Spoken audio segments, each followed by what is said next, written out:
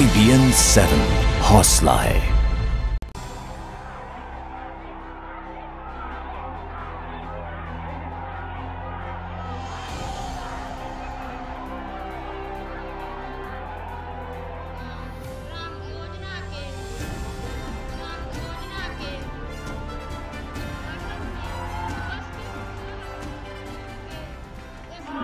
जयापुर गांव में आज हो रही थी नमो नमो।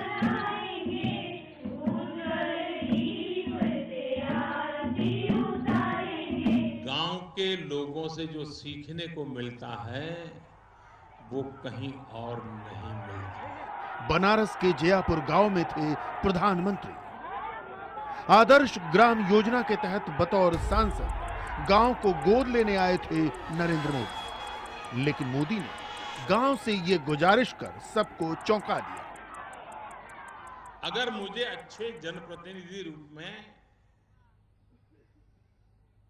लोगों को समझना है, समस्याओं को समझना है, कुछ सीखना है, तो मैं बाबुओं के बीच बैठ करके नहीं सीख सकता। ये मुझे शिक्षा दीक्षा मिल सकती है गांव के अनुभवी लोगों के पास से। और इसलिए जयापुर को मैंने गोद नहीं लिया है, मैं जयापुर को प्रार्थना करने आया हूं कि आप अपने सांसद को गोद लीजिए।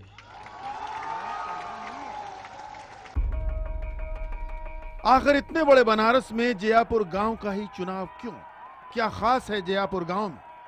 इसे लेकर चर्चाओं और कयासों का बाजार गर्म था। मोदी ने अपने खास अंदाज में इन अफवाहों पर पानी फेर दिया। भारतीय जनता पार्टी ने मुझे बनारस में से पार्लियामेंट का चुनाव लड़ने के लिए घोषित किया। उसके कुछ ही समय के बाद मुझे जानकारी मिली कि जयापुर में आग लगने के कारण 5 लोगों की मृत्यु हो गई और बहुत बड़ा हादसा हो गया। मैं बनारस लोकसभा क्षेत्र में किसी एक गांव का सबसे पहले मैंने नाम सुना तो जयापुर का सुना था। लेकिन गांव को अपनाते हुए मोदी ये नसीहत देना भी नहीं भूले कि जयापुर को आत्मनिर्भर होना पड़ेगा। हर बार औरों का मुंह देखना छोड़ना होगा। गांव को अफसरों के भरोसे नहीं, अपने पैरों पर खड़ा होना होगा। सरकार अपने तरीके से जो इतने सालों से किया है, अब हमने एक नए तरीके से आगे बढ़ना है। समाज की शक्ति से आगे बढ़ना है, जनता की शक्ति के भरोसे आगे बढ़ना है। हम जयापुर के लोग क्या करें, ये संकल्प लेकर के आज जाना है। सांसदों के लिए जयापुर से निकला प्रधानमंत्री का संदेश साफ है। गांव को गोद लेकर उसे आत्मनिर्भर बनाना है। गांव को गोद लेकर सिर्फ सुविधाएं नहीं देंगे सांसद, गांव को गोद लेकर उससे कुछ सीखे भी सांसद। इसीलिए पीएम ने कहा, जयापुर मुझे गोद ले लो।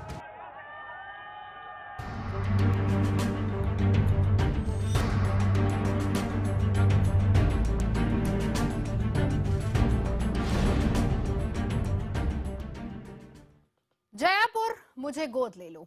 अपने संसदीय क्षेत्र वाराणसी के एक गांव को आदर्श ग्राम बनाने के लिए पहुंचे प्रधानमंत्री इस गांव के आदर्श बेटे बनने की तरफ बढ़ रहे हैं। 2 दिनों के इस दौरे के पहले दिन प्रधानमंत्री का अंदाज बनारसी बाबू जैसा था। हालांकि हर जगह वो खुद को सेवक ही बताते दिखे। जमीन से जुड़े नेताओं की तरह प्रधानमंत्री ने स्थानीय समस्याओं को भी उठाया और बुनकरों से लेकर दूसरे तमाम वर्गों की दशा सुधारने का भरोसा भी दिया। और इसी मुद्दे पर आज हम बात करेंगे। मुद्दा में तमाम खास मेहमान हमारे साथ स्टूडियो में मौजूद हैं। परिचय मैं आपका करा देती हूं। समाजवादी पार्टी के नेता चौधरी साहिब सिंह हमारे साथ हैं। इसके अलावा यूपी बीजेपी के प्रवक्ता विजय पाठक हमारे साथ हैं। वरिष्ठ पत्रकार हमारे साथ जुड़ेंगे अंकित सिंह। इसके अलावा दिल्ली से मौजूद है बीजेपी नेता सुधांशु मित्तल, साथ ही साथ सीपीआई नेता अतुल कुमार अंजान हमारे साथ मौजूद हैं। सबसे पहले मैं शुरुआत सुधांशु जी आप ही से करना चाहूंगी।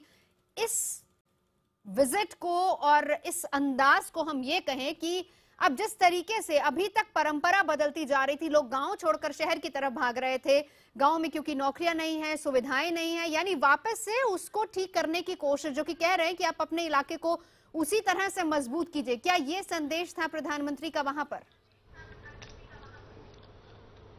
आपको ध्यान होगा गांधी जी ने कहा था कि हिंदुस्तान जो है अपने गांव में बसता है, और वही शायद हम सबकी प्रेरणा का स्रोत है, गांव की ओर, वापस गांव की ओर। क्योंकि अभी तक सरकारों का ध्यान शहरों के विकास और शहरी समस्याओं पर रहता था। हिंदुस्तान के 6 लाख गांव जो हैं उनके प्रति जितना ध्यान आकर्षण होना चाहिए था शायद नहीं होता था। केंद्र सरकार और राज्य सरकार अपने गांव को समृद्ध बनाए तो हिंदुस्तान समृद्ध हो जाएगा। ये ख्याल एक बहुत ही अच्छा और बहुत ही संवेदनशील ख्याल है जी। क्योंकि जहां से हिंदुस्तान की जनता जहां बसती है, अगर वहां पे समृद्धि आएगी, वहां पे शिक्षा आएगी, वहां व्यवसाय आएगा, ठीक है, तो हिंदुस्तान खुशहाल होगा। बिल्कुल। चौधरी साहब, मैं आपसे जानना चाहूंगी, आपकी सरकार है यूपी में, कहीं ना कहीं आपको लगता है कि आप पिछड़ गए? क्योंकि अभी तक आप कमियों का रोना रोती रही आपकी पार्टी की, हमारे पास ये नहीं, हमारे पास वो नहीं, शुरुआत कहीं से हुई नहीं। जो कुछ था गांव को संवारने की कोशिश करनी चाहिए थी, लेकिन आज की तारीख में उत्तर प्रदेश के गांव अभी अगर हम कहें तो गलत नहीं होगा कि वाकई खस्ता हाल में है। देखिए, मैं इस पे कहना चाहूंगा कि जहां तक सवाल है उत्तर प्रदेश की सरकार का, उत्तर प्रदेश की सरकार गांव के लिए, विकास के लिए पूरे तरीके से लगनशील है और पूरे तरीके से गांव की जो समस्याएं हैं उन्हें दूर करने के लिए, चाहे वो लोहिया समग्र विकास गांव का मामला हो या और दूसरी तरीके के प्रयास हों, तो उत्तर प्रदेश की सरकार जो है वो गांव के विकास के लिए, गांव के डेवलपमेंट के लिए पूरे तरीके से प्रयासरत है। जहां तक सवाल है मोदी जी का, मोदी जी देश के प्रधानमंत्री हैं, देश के प्रधानमंत्री का बहुत बड़ा पद होता है, तो मोदी जी ने जहां एक गांव की बात करी है, तो मैं समझता हूं कि मोदी जी प्रधानमंत्री हैं देश के, तो उत्तर प्रदेश बहुत बड़ा प्रदेश है, खाली एक बनारस या एक गांव की बात क्यों, बहुत बड़ा प्रदेश है। उत्तर प्रदेश ने बहुत बड़ा समर्थन दिया भारतीय जनता पार्टी को, 73 सीट जिताई 80 में से। तो मैं समझता हूं कि प्रधानमंत्री जी को पूरे उत्तर प्रदेश के विकास के बारे में बात करनी चाहिए, पूरे उत्तर प्रदेश के विकास के बारे में सोचना चाहिए। वो तो उन्होंने साथ ही साथ कहा कि हर सांसद एक गांव को गोद ले, ये तो अपने संसदीय क्षेत्र की बात यहाँ पर कर रहे हैं। एक गांव से कुछ नहीं हो पा रहा है, एक गांव एक सांसद ले लेगा, उससे कुछ नहीं हो पा रहा है, उससे कुछ नहीं। देखिए, हम आपको बता रहे हैं, उत्तर प्रदेश की सरकार ने एक एक योजना में, एक एक साल में 20, 25, 30 गांव को लिया है लोहिया ग्राम विकास में, एक एक जनपद के, मैं कह रहा हूं एक एक जनपद के। उसके अलावा जनेश्वर ग्राम विकास योजना जो है उसके साथ जो है हर गांव, हर जनपद में 4-4, 5-5 गांव लिए गए हैं। तो ऐसा नहीं है, उत्तर प्रदेश की सरकार जो है गांव ग्रामीण विकास के लिए, गांव के विकास के लिए पूरे तरीके से तत्पर है, पूरे तरीके से प्रयास है। क्या हुआ, नतीजा बताइए, नतीजा विकास जारी है। गांव में जो है आरसीसी की सड़कें बननी है, गांव में जो बिजली की समस्या है, ट्रांसफार्मर चेंज किए जा रहे हैं, जो लाइनें जर्जर हैं वो बदलाव किए जा रहे हैं। बिजली कहाँ मिलती है? आप ही के मुख्यमंत्री रोना रोते हैं कि हमारे पास बिजली नहीं है। देखिए, यदि बिजली पर आप बात करेंगे, बिजली की जहां तक समस्या है कि बिजली जो है उत्तर प्रदेश सरकार के लिए, केंद्र की सरकार ने बिजली के लिए का संकट पैदा किया हुआ है। देखिए, आप सकता पर हम वो सियासत नहीं करेंगे, केंद्र ने सियासत की बात नहीं है, सियासत की बात नहीं, मैं सच्ची बात कह रहा हूं। हमें जो हमारा केंद्र का कोटा है वो नहीं मिल पा रहा आधा भी। हमें जो है, जो हमें मिलना चाहिए, कोयला मिलना चाहिए, वो कोयला हमें नहीं मिल पा रहा है। इस मुद्दे पे कोयला नहीं मिल पा रहा जितनी हमारी आवश्यकता है। रुकिए, विजय जी समझा देंगे बाखूबी की कितना विकास हुआ है, कितना। विजय जी बताइए, हालत क्या उत्तर प्रदेश के गांव का कोई भी नागरिक आज की तारीख में ये कहने को तैयार है कि मेरे पास, मेरे गांव में मेरी सरकार ने मुझे सब कुछ दिया है, मैं अपने गांव को छोड़कर कहीं नहीं जाऊंगा? देखिए नवजोत जी, चौधरी साहब ने जो किया वो इनके पूरे सरकार का रवैया है। ये लोग सच को ना सुनना चाहते हैं ना देखना चाहते हैं। जो मूल सवाल था विकास का, उस विकास पर इन्होंने कहा कि साहब केवल एक गांव क्यों, जब देश भर के सांसदों को एक एक गांव चयन करना था और संसदीय क्षेत्र है प्रधानमंत्री का, सांसद के नाते अगर उन्होंने अपने कर्तव्यों का निर्वहन किया तो उसमें भी इनको केवल कमी निकालनी थी, इन्होंने कहा केवल एक गांव क्यों। यह सरकार, उत्तर प्रदेश की सरकार, जो विकास में भी जाति के आधार पर, मजहब के आधार पर तय करती है, ये मजहबी आधार पर 475 गांवों का चयन करते हैं।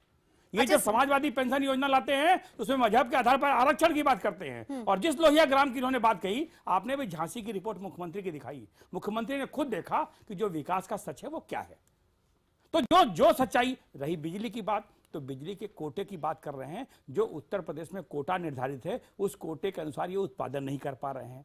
जो तंत्र खड़ा करना चाहिए वो खड़ा नहीं कर पा रहे हैं। जिन बिजली कंपनियों के एमओयू को लगातार एक्सटेंशन दे रहे थे, इन्हीं के नियामक आयोग ने उसको 4 लोगों को रद्द कर दिया। सरकार परेशान है। तो मेरा ये कहना कि ये स्थिर नहीं है विकास के मामले पर, और विकास में भी ये सियासत करते हैं। आज प्रधानमंत्री ने अगर भारत की सरकार को जमीन के लिए ये कहना पड़े मंच से कि ये जमीन चाहते थे, ये नहीं है, और ये बात तो जमीन की बात पर आएंगे, लेकिन विजय जी साथ ही साथ एक और सवाल का जवाब देते जाइए, फिर अतुल जी के पास जाएंगे कि ये भी कहा जा रहा है कि जिस गांव को गोद लिया गया उसे तो पहले ही आरएसएस गोद ले चुकी थी, संघ की तरफ से उसको गोद लिया गया था, वहां पर ऑलरेडी काम चल रहा है और वहां पर जो बड़ी संख्या है वो पटेल समुदाय की है। देखिए नवजोत जी, प्रधानमंत्री ने इस पर खुद स्पष्टीकरण दिया कि अलग अलग स्पेकुलेशन लगाए जा रहे थे। आपको स्मरण होगा कि भारतीय जनता पार्टी ने उसी एरिया में एक रैली की थी। उस रैली में प्रधानमंत्री का भाषण हुआ था। उसके बाद एक दुर्घटना घटी। उस घटना के बाद वहां के लोगों ने संपर्क किया प्रधानमंत्री को, प्रधानमंत्री ने शोक व्यक्त किया और उसका स्पष्टीकरण आज उन्होंने खुद दिया कि जयपुर ही क्यों। और स्वाभाविक है कि विकास की एक परिकल्पना है और अपने संसदीय क्षेत्र में ही किसी गांव को तय करना था, तो जो उसके मानक बनाए उस आधार पर किए हैं। और उसके 3 आयाम हैं विकास के। उस गांव को चयन करने के लिए सबसे पहले उसके आधारभूत ढांचे का कैसे विकास हो, उसकी चिंता होगी। उसके बाद उस गांव की आर्थिक स्थिति कैसे संपन्न हो, उस पर काम होगा। और फिर उस गांव में जो कृषि है, कृषि की को लेकर उत्तम तकनीकी कैसे बने, इसके बारे में काम होगा और चरणबद्ध ढंग से दिखेगा। स्वाभाविक रूप से एक महत्वाकांक्षी योजना है सांसद ग्राम विकास योजना के बारे में, और उसको लेकर के प्रधानमंत्री का यह गांव मॉडल बनेगा बाकी भी सांसदों के लिए। ये उनकी भी इच्छा है और मुझे लगता है कि उसको हम पूरा कर पाएंगे। बिल्कुल, हम उम्मीद करते हैं कि ये मॉडल ही बने ताकि तमाम सांसद, क्योंकि आदर्श ग्राम योजना जिसकी बात करते हैं, जिसकी शुरुआत की गई थी, सभी सांसदों को कहा गया था कि एक गाँव को गोद लिया जाए। हम उम्मीद करते हैं कि एक मॉडल बने, और साथ ही साथ राजनाथ सिंह ने भी कह दिया कि वो भी जल्दी एक गांव को गोद लेने वाले। बहरहाल मेरे बगल में जो तस्वीरें आप अपनी टीवी स्क्रीन पर देख रहे हैं वो डीएलडब्ल्यू ऑफिसर्स क्लब की तस्वीरें, जहां पर बूथ कार्यकर्ताओं से नरेंद्र मोदी भेंट करेंगे अब से कुछ ही देर बाद। ये सीधी तस्वीरें, उनको संबोधित भी करेंगे, सीधी तस्वीरें हम आपको वहां से दिखा रहे हैं। साथ ही साथ ये भी बता दें कि जयपुर गांव में प्रधानमंत्री के दौरे को लेकर जबरदस्त उत्साह रहा। हमारे संवाददाता अरुण कुमार सिंह ने जयपुर गांव की लड़कियों से बात की और उनसे उनकी उम्मीदों और गांव की बदलती तस्वीर पर उनकी राय जानने की कोशिश की। कुछ बेटियां इस गांव की हमारे साथ, उनसे बात करते हैं। सबसे पहले ये बताओ, क्या प्रधानमंत्री ने कहा जो दिल को छू गया? सर, वो बेटियों का चर्चा की, मुझे यही बात दिल को छू गई है। मुझे ये अच्छा लगा कि हम लोगों की भी मान सम्मान समाज में बढ़ गई है। आप लोग कह रहे थे कि हम लोगों को शुरू में दुख होता था कि इस पिछड़े गांव में पैदा हो गए, अब हम लोग को ये महसूस होता है कि हम लोग बेस्ट गांव में पैदा हुए। अब हम लोग गर्व से कह सकते हैं आप लोगों को लग रहा है सम्मानित महसूस कर रहे हैं, क्योंकि आप लोगों की सबसे ज्यादा बात प्रधानमंत्री ने की। हाँ, हम लोग बहुत खुश हैं कि प्रधानमंत्री ने, नरेंद्र मोदी ने ये बात की, बेटियों का इज्जत और बढ़ाया। बेटी बेटे में कोई फर्क नहीं है, बेटी और बेटे दोनों बराबर हैं। बेटी और बेटे दोनों बराबर हैं, ये बात तो सदियों से कहती आ रही है जनता और ये समाज कहता आ रहा है। लेकिन क्या वाकई वो दिन आएगा जब बेटी और बेटे बराबर होंगे? सोचना हमको और आपको है। कैमरामैन कमल देव के साथ जयपुर से अरुण सिंह, IBN 7। तो लोगों में किस तरह का उत्साह है, लड़कियों में किस तरह का उत्साह है, ये तो हमने आपको दिखाया। अतुल कुमार अंजान हमारे साथ मौजूद है। अतुल जी, मैं आपसे जानना चाहूंगी सबसे पहला रिएक्शन, इस तरह की पहल को किस तरीके से आप देखते हैं? ऐसे में जब लोग उत्साहित हैं, आपने सुना लड़कियों ने यह कहा कि हम पहले ये सोचते थे कि हम किस गांव में पैदा हो गए, अब वो प्राउड फील करती हैं कि वो एक गांव में पैदा हुई हैं, उस गांव में जिसको प्रधानमंत्री ने गोद लिया, जो कि एक आदर्श गांव बनने जा रहा है।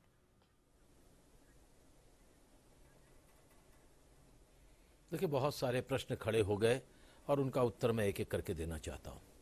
बहुत अच्छी बात है कि एक आदर्श ग्राम योजना बन रही है, और ये देश में अगर जोड़ लिया जाए तो कुल मिलाकर एक सांसद अपने पूरे क्षेत्र में एक गांव करेगा, तो कुल मिलाकर 800 सांसद हैं, 800 गांव होंगे। 650 लाख गांव में 6.5 लाख गांव में 800 गांव, इसका बड़ा ढिंढोरा पीटा जा रहा है। ऐसी स्थिति गुजरात में थी, जहां मोदी जी पैदा हुए, वो बड़ा आदर्श ग्राम बन गया। बाकी सारे गांव का क्या हाल है? गुजरात में सब बदल गया। बिजली का सवाल है, जिसकी बात कही गई परसों, केंद्रीय विद्युत मंत्री पीयूष गोयल जी ने कहा कि इतनी जबरदस्त शॉर्टेज है बिजली की जिसका कोई हद नहीं है, और इसीलिए हमारे सामने वो विश्व के सामने बोल रहे थे, वर्ल्ड इकोनॉमिक फोरम में बोल रहे थे, और उन्होंने कहा 2019 तक हम ये कोशिश करेंगे कि 90% तक हम बिजली की आवश्यकताओं को पूर्ति कर लेंगे। ये किसी एक राज्य की कहानी है। क्या मध्य प्रदेश के गांव में बिजली है? राजस्थान के गांव में बिजली है? स्वयं गुजरात में 24 घंटे बिजली नहीं है, सिर्फ बड़े शहरों को छोड़कर गांव में नहीं है, 6 घंटे और 8 घंटे। बिजली हमारी राष्ट्रीय समस्या है, इसलिए ये बिजली का सवाल आदर्श ग्राम के अंदर है। मेरा दूसरा प्रश्न ये है कि उत्तर प्रदेश के अंदर चाहे राजनाथ जी की सरकार रही हो, चाहे मायावती जी की रही हो, चाहे मुलायम सिंह जी की रही हो, चाहे अखिलेश जी की हो, कुछ कुछ काम हुआ। हर गांव के अंदर लोहिया ग्राम, मायावती के जमाने में अंबेडकर ग्राम, ऐसे ही राजनाथ जी के जमाने के अंदर दीनदयाल जी की स्मृति में बहुत सारे कार्यक्रम हुए। कुछ सड़कें बनी, कुछ उसके बाद छूट गया। निरंतर विकास की प्रक्रिया को चलाना सरकारों का काम है, तभी गांव का उद्धार होगा। और एक गांव को मॉडल बना देने से कुछ नहीं होगा। मोदी जी का जहां गांव में जन्म हुआ था वो मॉडल बन गया क्या? पूरा गुजरात बदल गया? नहीं, आप इसको दूसरे तरीके से पेश कीजिए। और मैं आपसे कहना चाहता हूं कि यह भूख जगाने की जरूरत है, जागरूकता पैदा करने की जरूरत है। लेकिन मोदी जी के इस बनारस दौरे से मैं एक बात से बहुत चिंतित हूं, और वह चिंतित है संसदीय परंपराओं के संबंध में। इतना बड़ा केंद्रीय कार्यक्रम आप बना रहे हैं बुनकरों के लिए। अतुल जी माफ कीजिएगा, रोकना चाहूंगी आपको। फिलहाल हम दर्शकों को सीधा लिए चलते हैं वाराणसी, जहां पर आप ये तस्वीरें देख रहे हैं JLW ऑफिसर्स क्लब में कार्यकर्ताओं को संबोधित करने जा रहे हैं नरेंद्र मोदी। अतुल जी, आऊंगी आपके पास।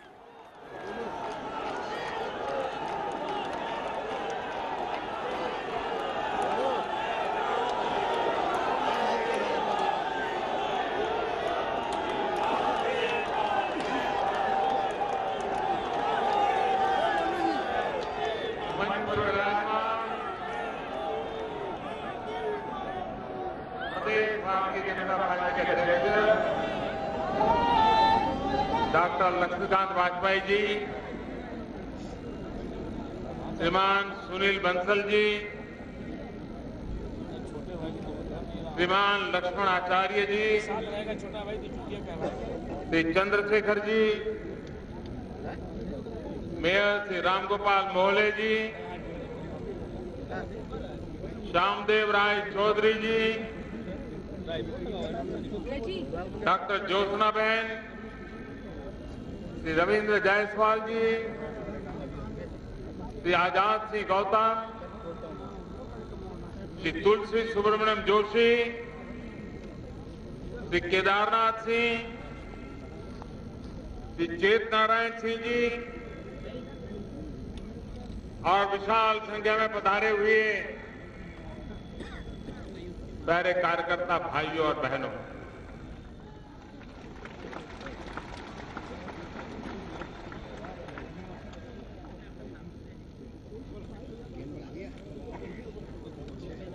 आज आप इस मोदी का जय जयकार कर रहे हो, जयकारा लगा रहे हो,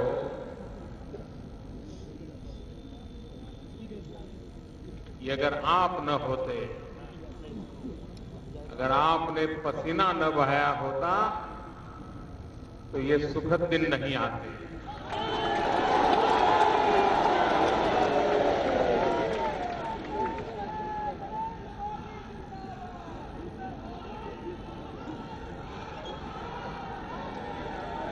चुनाव के बाद कार्यकर्ताओं से इस विशाल संख्या में मिलने का मेरा पहला अवसर है, और मैं ये जो कैमरा वाले मित्र हैं, अगर आपका सब सेट हो गया तो आप बैठ जाइए, कैमरा तो अपना काम करता रहेगा।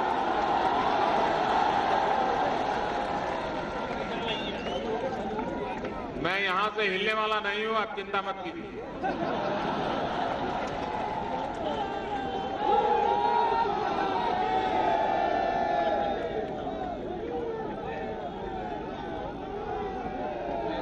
वहां जरा पीछे लोगों को परेशानी हो रही है। देखिए कि बनारस के मीडिया के मित्र कितने अच्छे हैं, मैं उनका आभार व्यक्त करता हूं।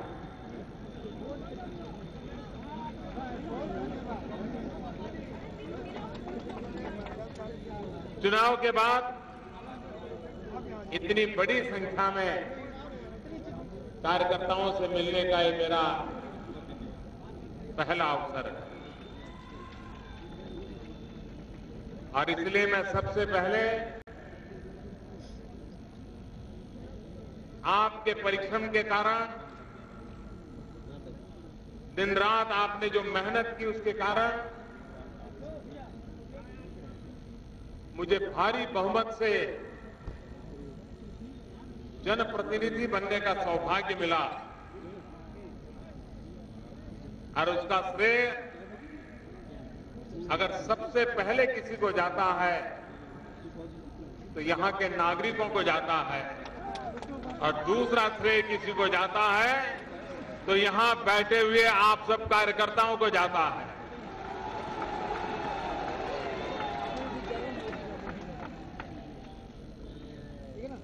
यहां बैठे हुए हजारों कार्यकर्ता ऐसे होंगे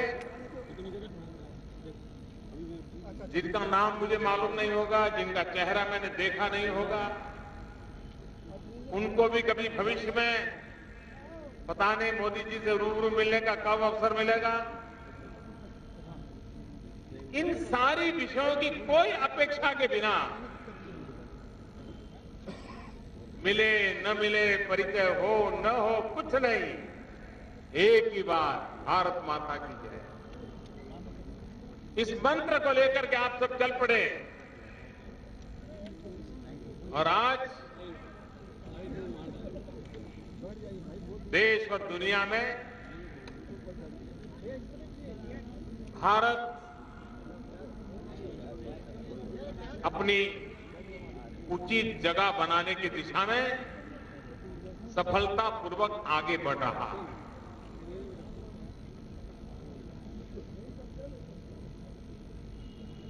आमतौर पर जब चुनाव होते हैं तो ज्यादातर हिसाब इस बात का होता है कि कौन जीता कौन हारा। और चुनाव के मैदान में जो राजनीतिक दल होते हैं उनके दिमाग में भी या तो जीतने का जुनून होता है या हराने का प्रयास होता है। लेकिन मैं अनुभव से कहता हूं, जब देश के चुनाव होते हैं तो मामला सिर्फ जय और पराजय का नहीं होता। किसकी सरकार बनी किसकी नहीं बनी वहां तक सीमित नहीं होता।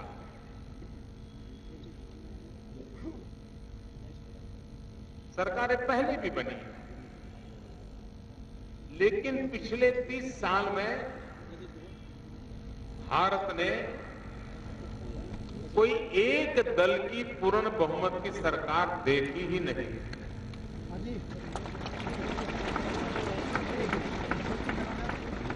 जिनकी उम्र आज 30 साल हो गई होगी उसे पता ही नहीं होगा कि एक दल की पूर्ण बहुमत की सरकार होती भी है क्या। बहुत बड़ा लंबा कालखंड बीत गया और उसके कारण विश्व का भारत की तरफ देखने का नजरिया भी जैसा टूटा फूटा मैंडेट था वैसे ही नजरिया भी टूटा फूटा था। मैं सबसे बड़ा परिवर्तन देख रहा हूं कि देश की जनता ने पूर्ण बहुमत वाली सरकार बनाई है। उसके कारण दुनिया के किसी भी नेता के साथ जब मोदी मिलता है, दुनिया के किसी भी लीडर से मुलाकात होती है तो उसको मोदी नहीं दिखाई देता। उसको मोदी के पीछे जो 125 करोड़ देशवासी खड़े हैं वो दिखाई देते।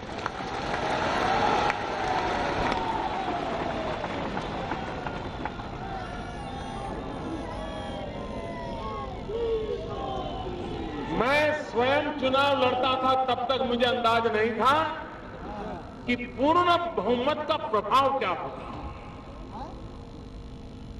और मैं देश की जनता का बहुत ऋणी हूं।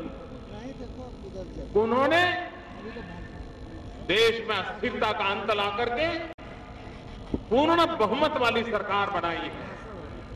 ये पूर्ण बहुमत वाली सरकार सिर्फ बीजेपी के लाभ में है ऐसा नहीं है।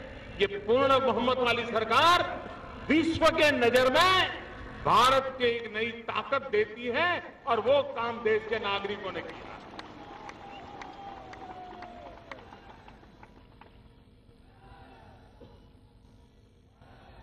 आज दुनिया भारत के प्रति गौरव की नजर से देखती है, हीन भाव से नहीं देख पाते हैं। या तो बराबरी से देखते हैं या तो भारत को अपने से थोड़ा ऊंचा मान करके देखते हैं। नीचा मानने की हिम्मत कोई नहीं करता।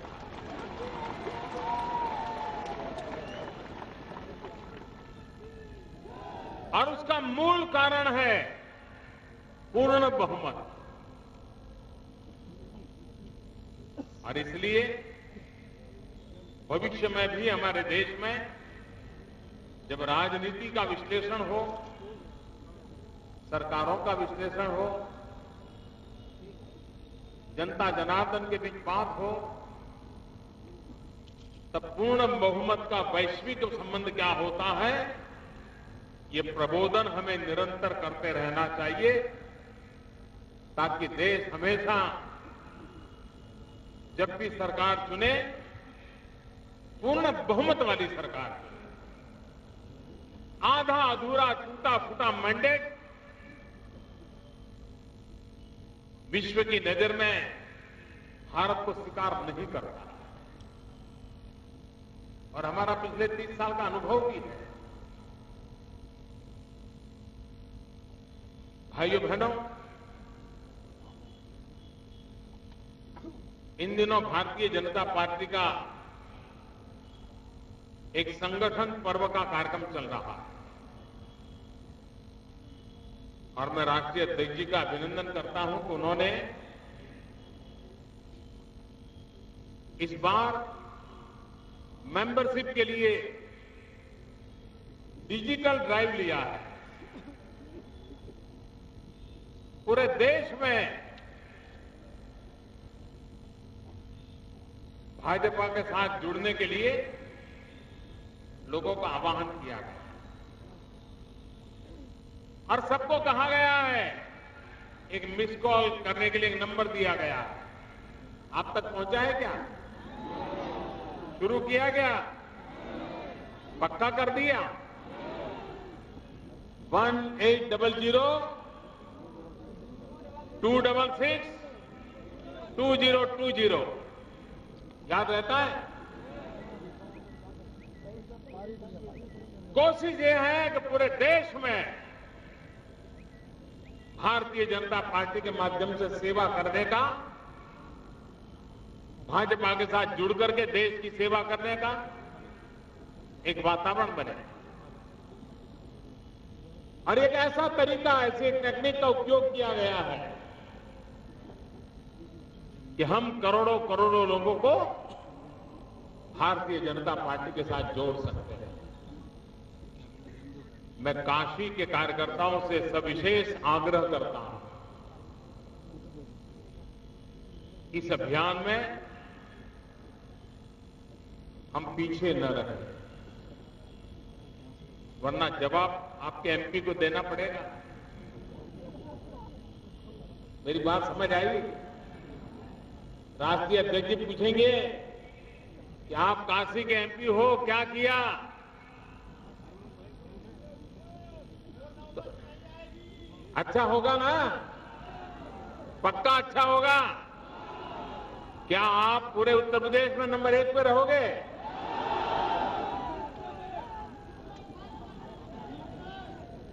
ये मुझे देखना पड़ेगा, आप बोलते तो है।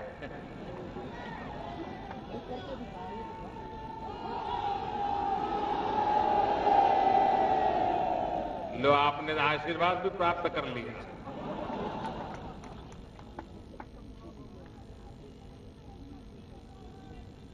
देखिए, इस काम को करके दिखाना चाहिए। और उत्तर प्रदेश ने तो लोकसभा के चुनाव में क्या कमाल कर दिया। आज हिंदुस्तान की राजनीति में स्थिरता आने का एक कारण है तो उसका बहुतेक श्रेय उत्तर प्रदेश की जनता को जाता है।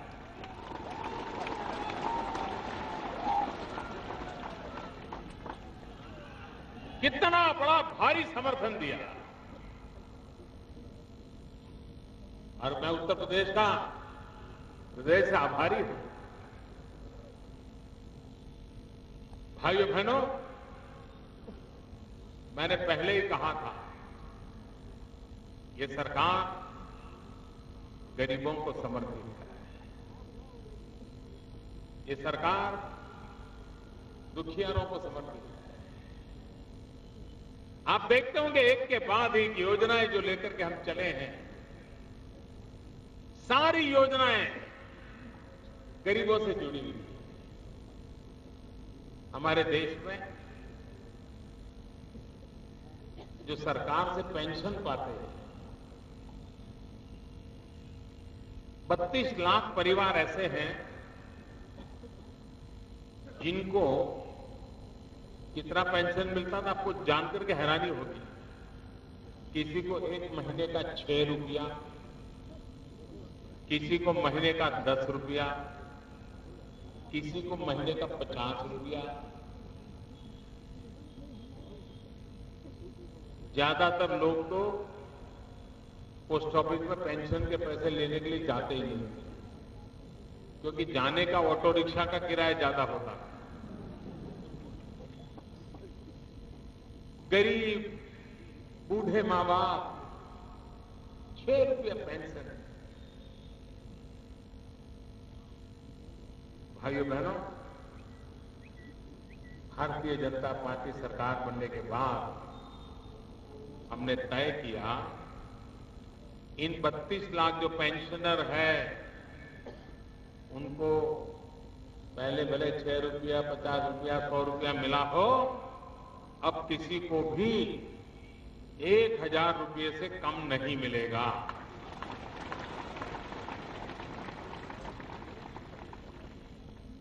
और ये मैं घोषणा नहीं कर रहा हूं, लागू कर दिया, काम चालू हो गया। दिवाली के पहले से ही उनके मनी ऑर्डर 1000 के हो गए।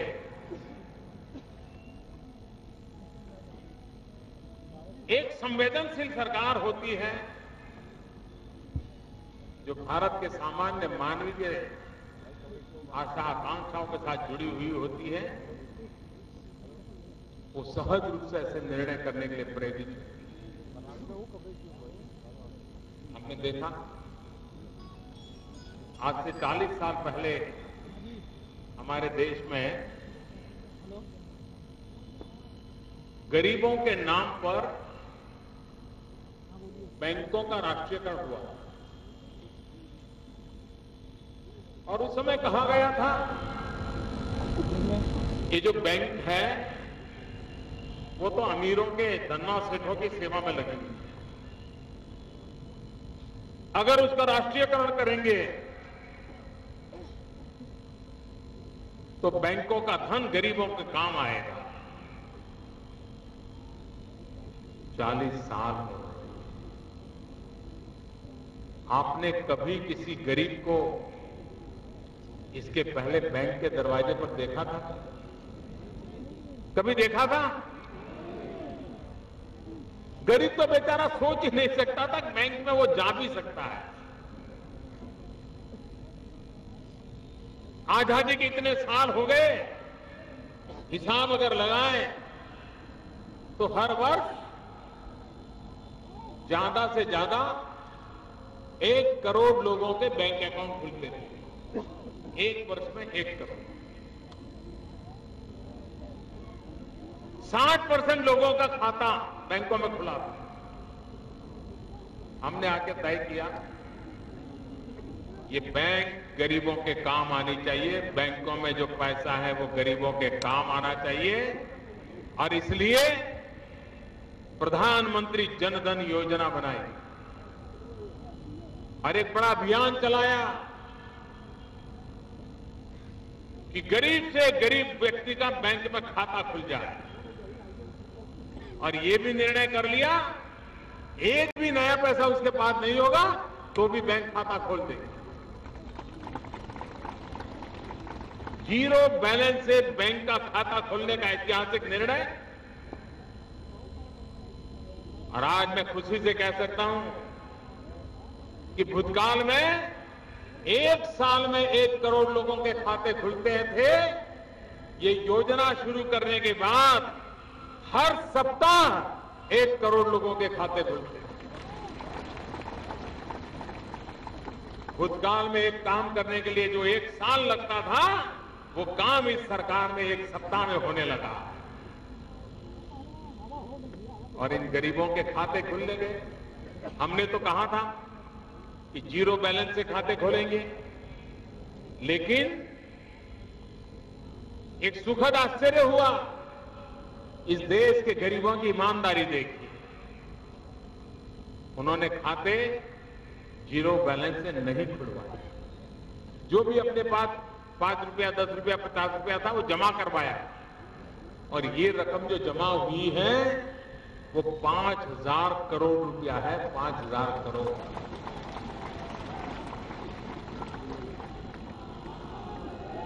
देश कैसे भरोसा करता है, आप देखिए। आज सरकार ने भी तय किया कि प्रधानमंत्री जन धन योजना में जिसका खाता होगा उसे 1 लाख रुपए का अकस्मात बीमा मिलेगा। गरीब को 1 रुपया देना नहीं पड़ेगा। अगर उसके परिवार में कोई नुकसान हो गया, 1 लाख रुपए का बीमा सरकार ने दे दिया। गरीबों की भलाई के लिए कहा।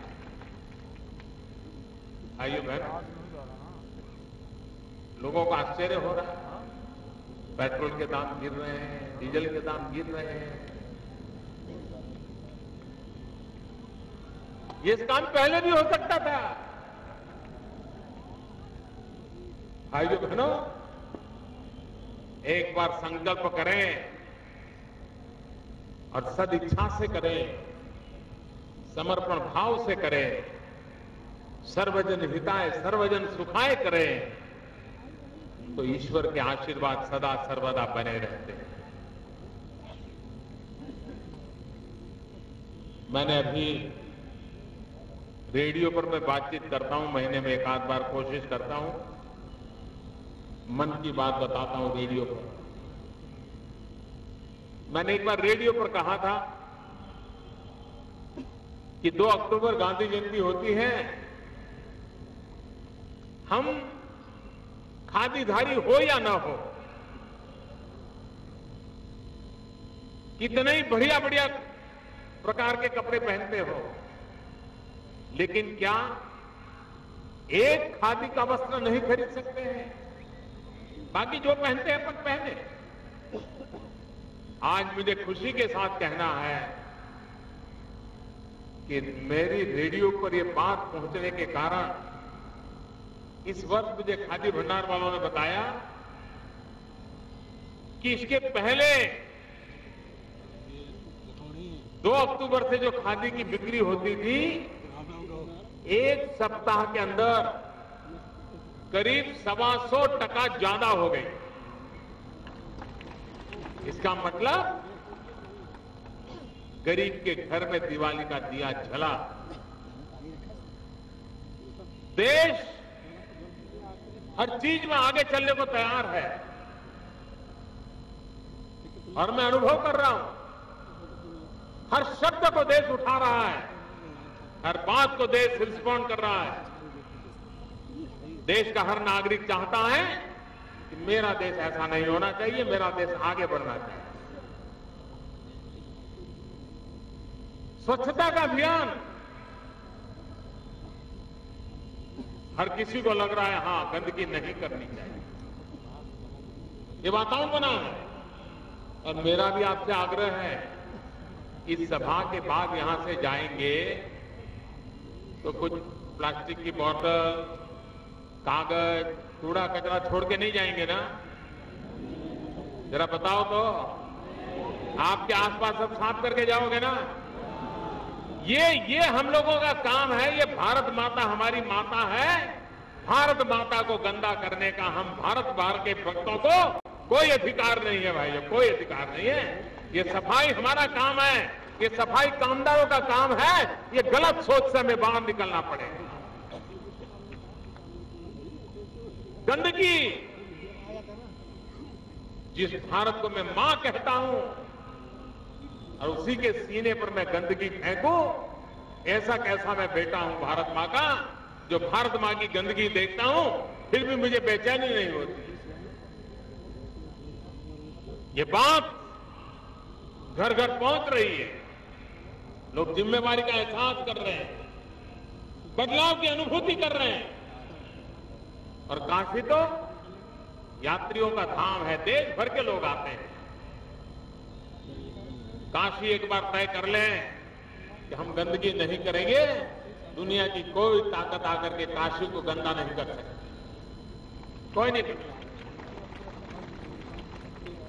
भाइयों बहनों,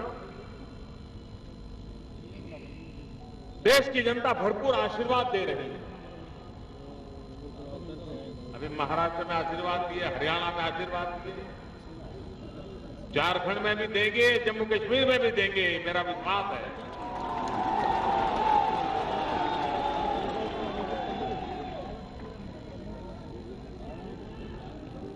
क्योंकि हमारा दायित्व बनता है जनता की आशा आकांक्षाओं को पूरा करने के लिए भरसक प्रयास करना चाहिए, भरपूर प्रयास करना चाहिए। और ये सरकार एक के बाद एक कदम उठा रही है, तेज गति से आगे बढ़ रही है। सरकारी मुलाजिम काम में लग गए। खबरें आ रही है कि सरकारी मुलाजिम समय पर अब ऑफिस आने लगे हैं। जैसे बताइए, पहले तो जैसे समय पे ना आना वो स्वभाव था, आज समय पे आना ये जिम्मेवारी बन गई। यही बदलाव भाइयों बहनों, काशी का विकास,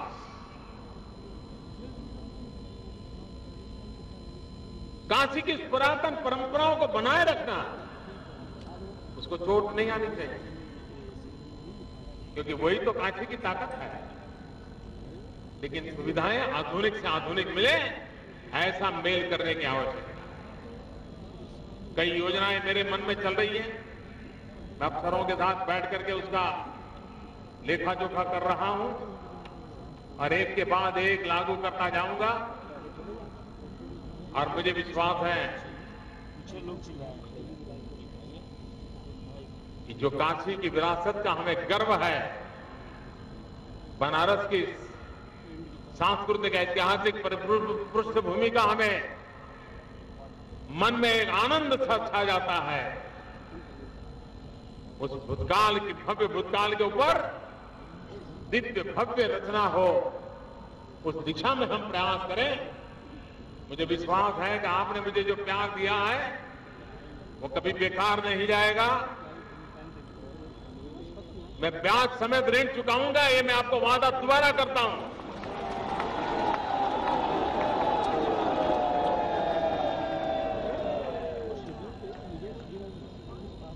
मैं फिर एक बार आप सबका हृदय से धन्यवाद करता हूं, आपका अभिनंदन करता हूं। मेरे साथ पूरी ताकत से बोलिए, दोनों मुट्ठी बंद करके, भारत माता की। ऐसा नहीं, जोरों से बोलिए, भारत माता की, भारत माता की, भारत माता की।